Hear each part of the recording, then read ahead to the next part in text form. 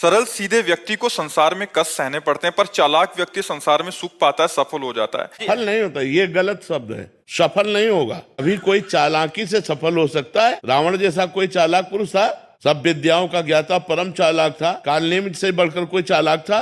पूरी संजीवनी बूटी जैसी ही द्रोणागिरी में हर औषधि को कर दिया और साधु बनकर बैठ गया। हनुमान जी ने मार डाला, राम जी ने रावण को मार डाला, रहा न को कुल रोवन यारा। चालाक पुरुष सफल कैसे हो सकता? नहीं, सीधा सरल पुरुष कष्ट पा सकता है, पर सफल सीधा और सरल सच्चाई पर चलने वाला हो। जैसे धर्मराज युधिष्ठिर बिल्कुल सीधे थे, यहां तक इतने सीधे थे कि युद्ध क्षेत्र में कल कौन सी रणनीति है वो जाके दुर्योधन सीधे पूछ लेता था। भ्राताश्री कल कौन सा चक्रव्यूह रचना है वो बता देते थे। इसीलिए भगवान दो बैठक करते थे, एक युधिष्ठिर के साथ और एक युधिष्ठिर से अलग। युधिष्ठिर के साथ जो बैठक की वो चक्रव्यूह रचना ही नहीं होगी, क्योंकि वो दुर्योधन को पता हो। इतने सरल थे कि वो आके पूछ लेते, वो पूरी बात बता देते थे। तो आप देखो विनाश किसका हुआ? चतुर चालाक, जिसके साथ शकुनी, दुशासन, कर्ण, दुर्योधन के साथ इतने चालाक, चालाकी की हद थे ये लोग। तो क्या ये लोग सफल हुए?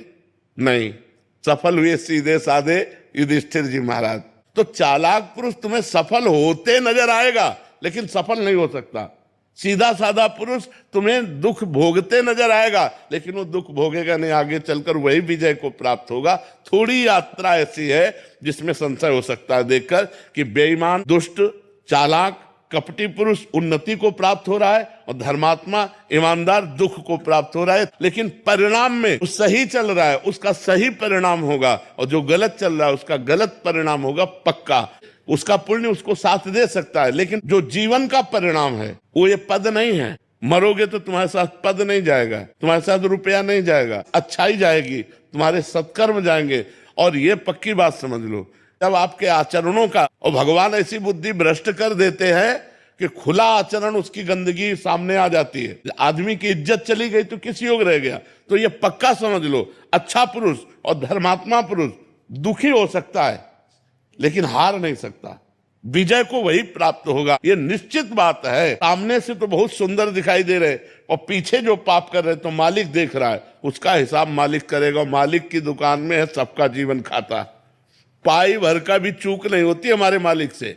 एक एक बात का हिसाब होता है। अगर हमने अंगुली भी उठाई है तो उसका भी हिसाब है कि क्यों उठाई और कैसे उठाई।